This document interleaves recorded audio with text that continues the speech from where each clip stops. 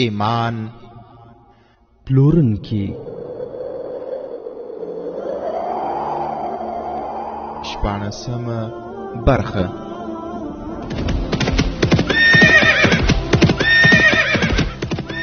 د سلطان صلاح الدین ایوبی رحمه الله د دوران رښتینی کیسې.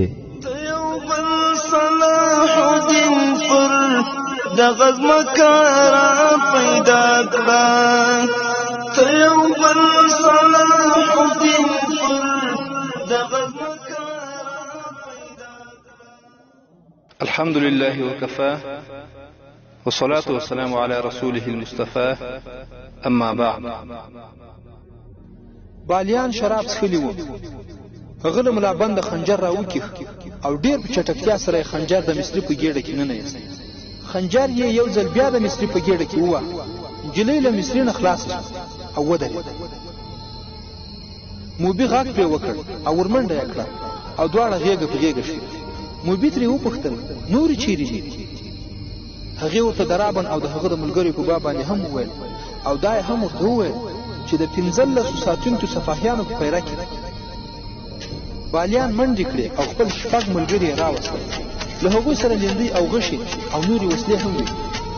په دې کې د بندیانو له ساتونکو څخه یوه خپل قومندان ته غوږونه کول.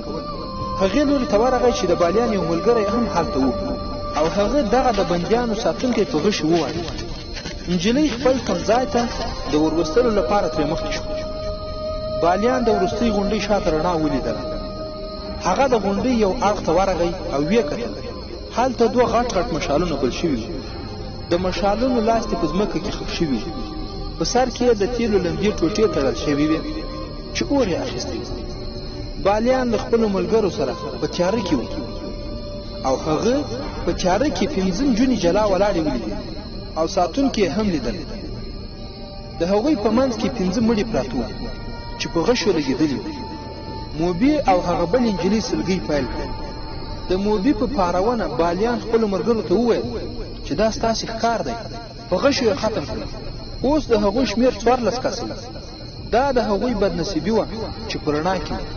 د بالیان ملګریو غشي په لیندو کې کېښودل. ټول غشي په یوه ځل له لیندیو نه ووتل. په یوه ګزار بندیانو 6 ساتونکي ووژل. نور یې لا پوه شوي هم نه وو چې غشي له کوم ځایه راغلل. بیا یې 6 غشي نور په لیندو کې کېښودل او 6 نور یې په غشي باندې ووژل.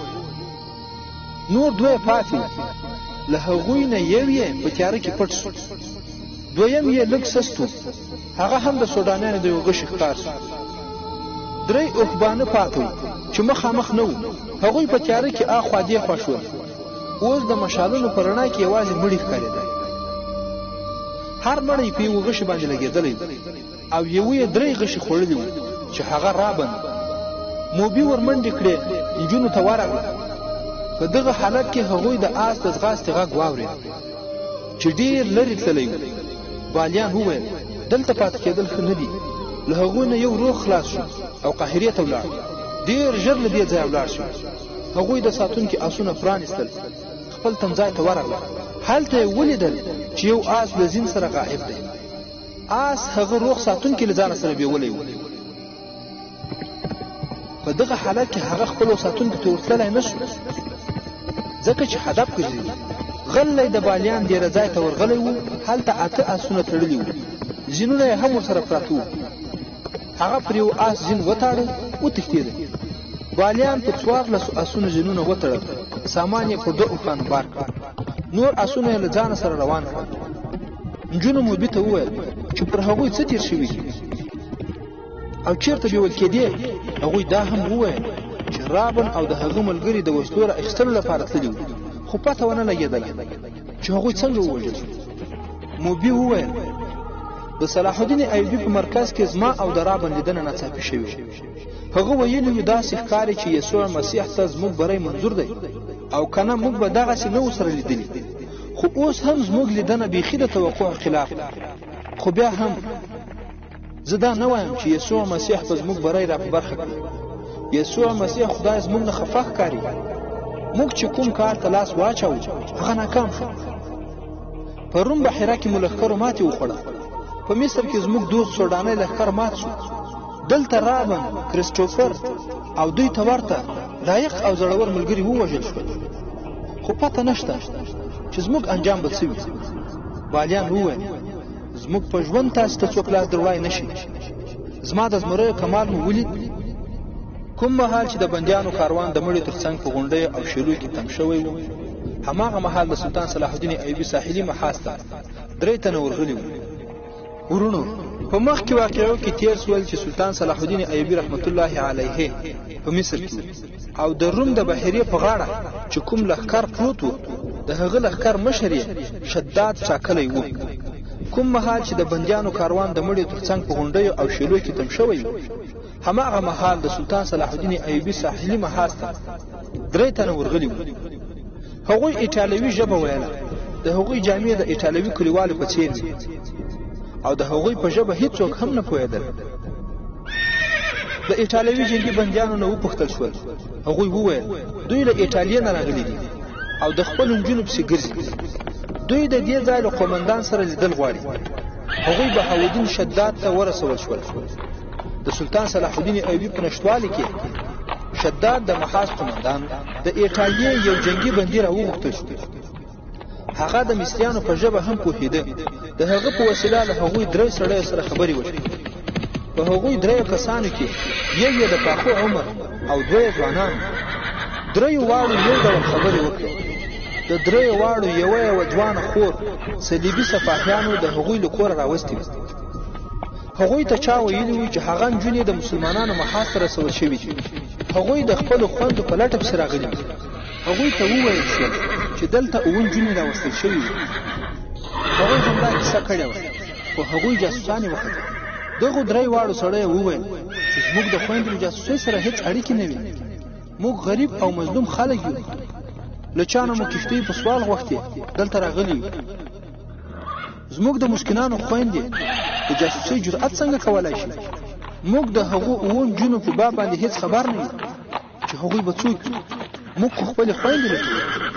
شداد وویل زموږ سره بله یوه نجلۍ هم نشته، همدا 7 نجونې وي چې یوه ترې بې درکه شوې وه او نورې 6 مو ابل پرون سهار قاهرې ته لیدلي. که هغوی لیدل غواړئ قاهرې ته ولاړ شئ. زموږ سلطان مهربانه سړی دی، نجونې به در وښي. یو وویل نه، زموږ خویندې جاسوسانې نه دي. هغه 7 به نور څوک وي.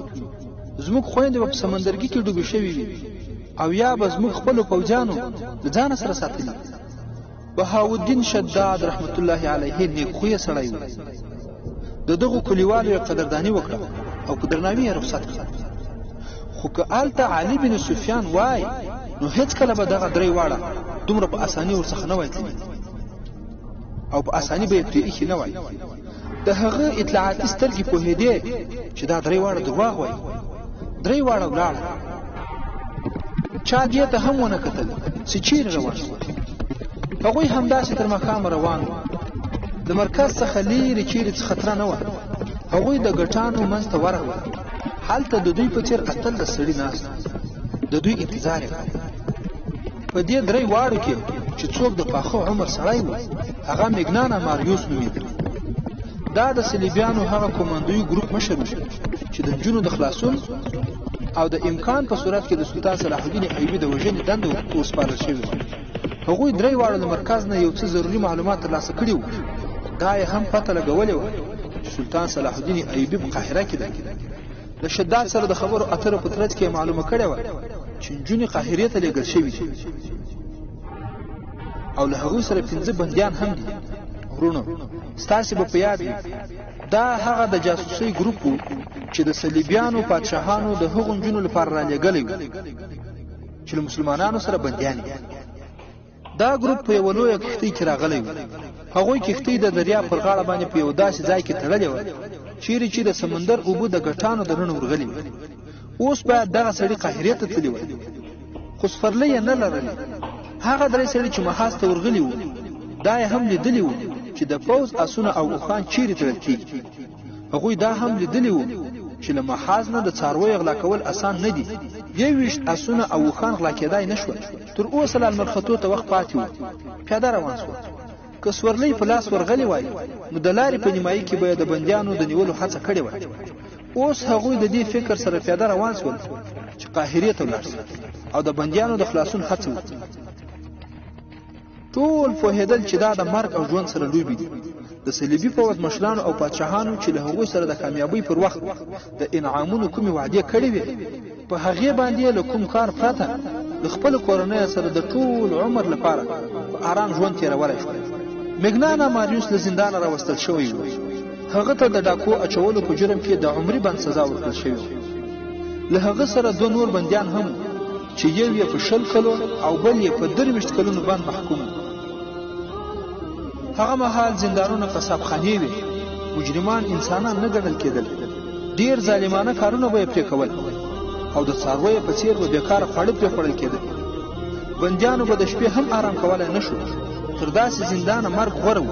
ورونو په یاد یې ولرئ دا د هغو وحشیانو زندانونه وو چې نن یې د بشري حقوقو ډول په غاړه او کوڅه په کوڅه ګرځي، خو د تاریخ تهدابونه د دوی په ظلم او استبداد باندې ډک دي. خیر تر داسې زندانو مرګ غوره و. دغو 3 واړو ته پر انعام سربیره د سزا بخښنې وعدې هم ورکړای شوي وې. هغوی ته په ټولۍ کې د شاملېدلو په وخت کې پر صلیب د لاس ایښودلو سوګند ورکړل شوی و. کوم پادري چې هغوی ته سوګند ورکاوه ورته ویلي وو چې هر څومره مسلمانان ووژني هماغومره زیات ګناهونه به مو وبخښل شي، او که سلطان صلاح الدین ایوبي یې وواژه نو ټول ګناهونه یې بخښل کېږي او په هغې نړۍ کې به ورته یسوع مسیح ځای په جنت کې ځای ورکړي. دا پته نه وه چې دا 3 واړه د زندان له جهنم د خلاصون په خاطر د مرګ په دې کار کې شامل شوي وو، او که د هغې جهان د جنت په هیله کوم دنیوي لالچ دې کار ته تیار کړي وو، او که یا هم هغه کرکه وه چې د مسلمانانو په خلاف په ژوند کې ځای شوي. خو په هر حال هغوی په خپل عزم کلک دي. د هغوی له جذباتو څرګندېدله چې هغوی به یو څه وکړي او بیا به له مصر نه ووځي او یا به ځانونه قربانوي. هغه نور 18 خو د پوځ ټاکل شوي سړي وو. هغوی د سونګ په حال کې د کښتۍ ځانونه روغ رمټ کړي او په ډېره ګرانه بېرته ستانه شوي. هغوی له مسلمانانو د دغې رسوایي او ماتې بدل اخیستل غوښتل. د انعام غم هم ورسره و. همدغه جذبه وه چې هغوی یې د نالیدلي منزل په لور باندې پیاده روان کړي. ورونو اوس به د هغه مجاهد سره قاهرې ته ولاړ شو چې هغه په څه حال کې دی چې د خپلو ملګرو له خوا څخه یې څه حال سلطان صلاح الدین ایوبي ته وروړی. د غرمې په مهال یو آسپور د سلطان صلاح الدین ایوبي د مرکزي دفتر مخې ته ودرېد. د آس نه خولو دارې وهلې او د سپاره ساه په سینه کې زوره زوره ښکته پورته کېدله. هغه چې له آس نه کوز شو د آس ټول بدن لړزې نیولی و او هغه راپرېوت. سپاره آس د آرام خوړو او اوبو ورکولو پرته ټوله شپه او نیمایي ورځ غلولی و. د سلطان صلاح الدین ایوبي ساتونکي سپور له لاسه ونیو. اوبه یې پرې وڅښلې او چې کله د خبرو شو نو ویې ویل کوم سرلښکر یا قمندان ته مې ورولي. خو په دغه حالت کې سلطان صلاح الدین ایوبي رحمت الله علیه په خپله بهر راوتلی. سپاره چې هغه ولیده ودرېد او سلام یې ورته وکړ او ویې ویل د سلطان د بخت ستوری دې لوړ وي، ډېر بد خبر مې راوړی دی. سلطان صلاح الدین ایوبي له ځانه سره دننه بوته او ورته ویې ویل وایه څه خبر دې راوړی. ده په خبرو پیل وکړ او ویې ویل بندین جونې وتښتېدې، زموږ ټول ټولی ووژل شو، موږ نارینه بندیان ووژل، زه یوازې پاتې او راغلی یم. دا راته معلومه نه ده چې حمله کوونکي څوک وو. موږ د مشالونو په رڼا کې او هغوی په تیاره کې وو. له تیارې نه غشي راغلل او زما ټول ملګري ووژل شول. دا د بندیانو د هغه ساتونکي یو سفاهی و چې په تیاره کې ورک شوی و. د سوډانیانو آس یې پرانیستی او تښتېدلی. هغه آس له ځنډ پرته په ځغاسته راوستی و او دومره اوږد سفر یې تر نیمایي هم په لږ وخت کې طی کړی. سلطان صلاح الدین ایوبي رحمت الله علیه علي بن سفیان او یو مرستیال سرلښکر راوغوښتل. هغوی چې راغلل بیا یې هغه صفایي ته وویل چې اوس مکمله کیسه واوره. هغه له محاذ نه در روانېدو له وخته خبره پیل کړه او د خپل قومندان په باب یې وویل چې هغه له یوې بندي نجلۍ سره ځان مشغولاوه او له بندیانو بې پروا شوی. بیا چې لاره کې څه شوي وو او څه وشول هغه ټول یې ورته وویل، خو دا یې ونه ویلی شو چې یرغل کوونکي څوک سلطان صلاح الدین ایوبی رحمت الله علیه علي بن سفیان او یو تن مرستیال سره ښکته وویل لدې خو څرګندېږي چې صلیبي چریکان په مصر کې هم موجود دي. علي بن سفیان وویل کېدای شي خو دا بېدیاني ډاکوان هم کېدلی شي. دومره ښکلې شپږ نجونې د ډاکوانو لپاره په زړه پورې ښکار دی. سلطان صلاح الدین ایوبی رحمت الله علیه وویل تا د ده خبره په غور وانه اورېده. وی ویل چې زنداني سړیو له مړیو نه وسلې را اخیستې وې او د ساتونکي وژل یې غوښتل. د ساتونکي دوه یې هغوی په غشي وویشتل. تر دې وروسته په هغوی باندې حمله وشوه. د دې نه خو دا څرګندېږي چې صلیبي چریکان په دوی پسې وو. مرستیال سرلښکر وویل قدرمنه مشره هغوی چې څوک وو خو په سملاسي ډول د کولو کار دا دی چې د همدې سپاهي په لارښوونه 20 کسه اسپاره ورپسې ولېږل شي په دې شرط چې دا سپاهي د دې ځان وړ وبولي او سفر وکړای شي. سپاهي وویل زه حاضر یم.